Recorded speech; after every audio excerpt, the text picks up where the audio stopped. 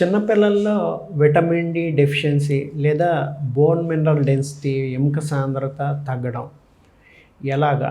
ఏ సిట్యుయేషన్స్‌లో వస్తుంది? చిన్నపిల్లల్లో ఏంటంటే ఆహ్, ఈ ప్రాబ్లమ్ రావడం విటమిన్ డి మన డైట్‌లో తక్కువ ఉండడం వల్ల కొంచెం మన దేశంలో అయితే విటమిన్ డి డెఫిషియన్సీ వల్ల చిన్నపిల్లలు సఫర్ అవుతున్నారు. ఎక్కువ శాతం చిన్నపిల్లలే సఫర్ అవుతున్నారు.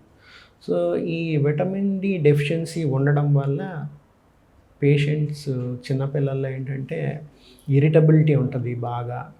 ఈ ఈజీగా ఆయాసపడిపోతుంటారు. అలాగే పేషెంట్స్‌కి ఆహ్, కాళ్ళలు వంకర పోవడం, దొడ్డి కాళ్ళు లేపోతే మోకాళ్ళు ఒకదానికొకటి టచ్ అయిపోవటం గానీ, లేకపోతే 2 మోకాళ్ళు దూరంగా జరిగిపోయినట్టుగా అయిపోవటం గానీ, ఇలాగా వంకర పడడము గమనిస్తాం.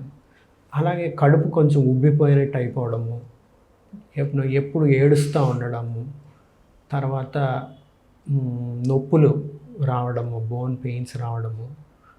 కొంతమందికి ఏంటంటే బాగా ఎక్కువ కాల్షియం తక్కువైపోతే వాళ్ళల్లో కొంచెం ఫిట్స్ లాంటివి కూడా వస్తుంటాయి. కాల్షియం లెవెల్స్ బాగా డౌన్ అయిపోయి ఫిట్స్ లాంటివి కూడా వస్తుంటాయి. సో, ఇలాంటి లక్షణాలు చూస్తాం అన్నమాట. సో, ఇది ఏంటంటే సన్‌కి ఎక్స్‌పోజర్ అది కూడా చాలా తక్కువ ఉన్న పిల్లల్లోనూ ఇలాంటిది గమనిస్తుంటాం. ప్లస్ డైట్‌లో కూడా సరైన విటమిన్ డి లభించకపోవడం వల్ల ఇది చూస్తుంటాం.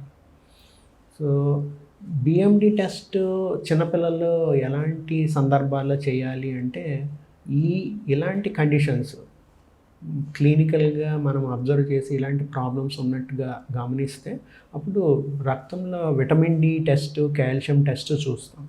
ఈ 2 టెస్టులు చేసిన తర్వాత వాటిల్లో లోపాలు ఉన్నాయని గమనిస్తే, ఫాస్ఫరస్ ఇలాంటి టెస్టులు గమనిస్తే వెంటనే బిఎండి ఆర్డర్ చేస్తాం అన్నమాట టెస్ట్. సో, బిఎండి టెస్ట్ అరుదుగా ఆర్డర్ చేస్తాం. యూజువల్‌గా ఏంటంటే విటమిన్ డి డెఫిషియన్సీ వల్ల చిన్నపిల్లల్లో రికెట్స్ అన్న వ్యాధి వస్తుంది. అందులో ఏంటంటే కాళ్ళు వంకరపోవడం అంటారు దీన్ని. సో, ఇదే పెద్దవాళ్ళల్లో ఏంటంటే విటమిన్ డి డెఫిషియన్సీ ఉండి చిన్న చిన్న ఫెటిగ్ ఫ్రాక్చర్స్ వస్తాయి. దాన్నేమో ఆస్టియోమలేషియా అంటారు. అది పెద్దవాళ్ళల్లో. చిన్నపిల్లల్లో రికెట్స్ అంటారు. ఒక్కొక్కసారి ఏంటంటే ఆ రికెట్స్ రావడం వల్ల ఈ రిబ్స్ అన్నీ లోపలికి వెళ్ళిపోవటం, ఛాతీ మధ్యన పెద్ద గుంటలాగా అయిపోవటము, అలాంటిది కూడా జరుగుతూ ఉంటుంది. సో, ఈ ఛాతీ ఉబ్బిపోయినప్పుడు అటు ఇటు ఉబ్బిపోయినప్పుడు ఇది లోతుగా వెళ్ళిపోయినట్టు అలా జరుగుతూ ఉంటుంది డిఫార్మిటీ కూడా.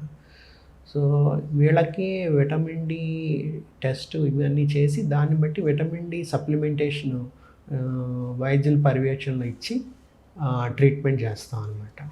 సో, ఆ విధంగా దీంట్లోంచి కాల్షియము, విటమిన్ డి సప్లిమెంట్స్ ఇచ్చి పేషెంట్స్‌ని ట్రీట్ చేయాల్సి ఉంటుంది.